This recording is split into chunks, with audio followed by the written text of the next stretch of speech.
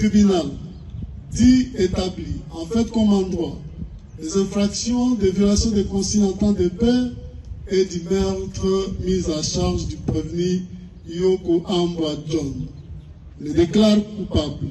En conséquence, les condamne à la peine de mort pour meurtre, à 10 ans de servitude pénale principale pour violation des consignes en temps de paix, faisant application de l'article 7 du Code pénal militaire, prononce l'unique peine la plus forte, celle de mort,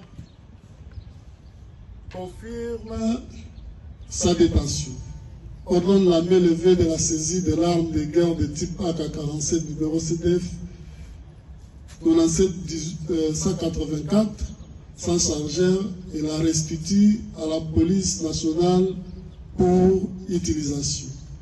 Statuant sur les intérêts civils, le tribunal dit recevable et fondé les actions en réparation mises par les partis civils Andoualand et les partis politiques SID.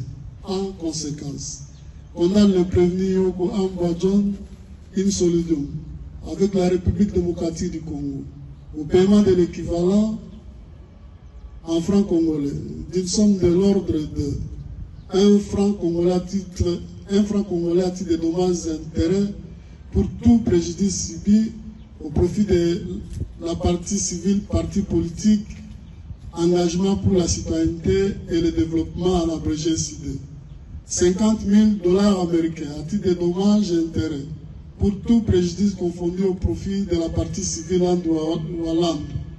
Ainsi, jugé et prononcé à l'audience publique du tribunal militaire de garnison de Kinshasa-Gombe de ce mardi 15 octobre 2024. Monsieur le Président du tribunal militaire de garnison Kinshasa-Gombe, mon major, l'audience de séjour est levée.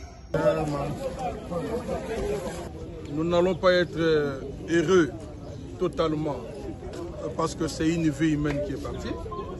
Sinon, par rapport au verdict qui est tombé, nous ne pouvons que être satisfaits de ces jours.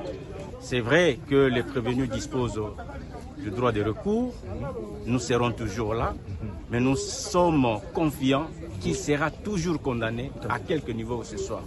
Et voilà pourquoi nous allons demander à tous les militants de l'ICD d'être calmes et de suivre à la loupe le processus de ce procès de Manzanza pour que aucun policier, aucun militaire ne puisse utiliser abusivement son arme pour tuer et traquer la population. C'est une grande leçon pour les hommes en uniforme. Je tiens d'abord sincèrement, au fond de mon cœur et au nom de notre parti politique, l'engagement pour la citoyenneté et le développement.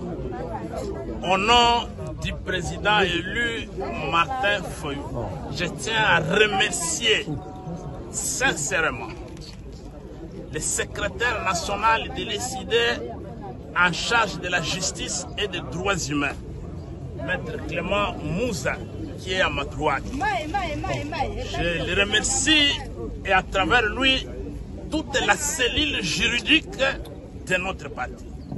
Ils ont conduit de maître ce procès avec beaucoup d'abnégation et de manière volontaire. Et aujourd'hui, nous venons d'avoir gain de cause. Les autres aspects, les avocats vont apprécier. Mais pour l'instant, nous avons le sentiment de satisfaction.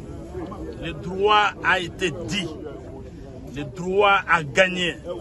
Et nous remercions aussi le tribunal pour l'objectivité, l'impartialité dans ces jugements. Ils ont dit le droit.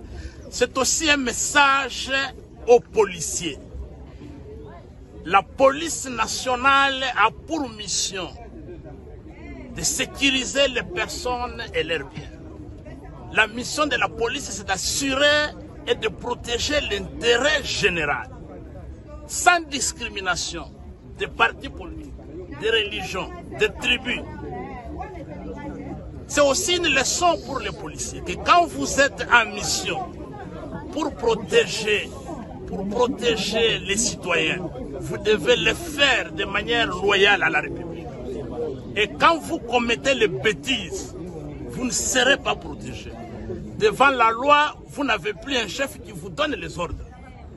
Devant les juges, vous n'avez plus un commandant, un colonel, un général qui va vous appuyer. Vous serez seul devant la loi.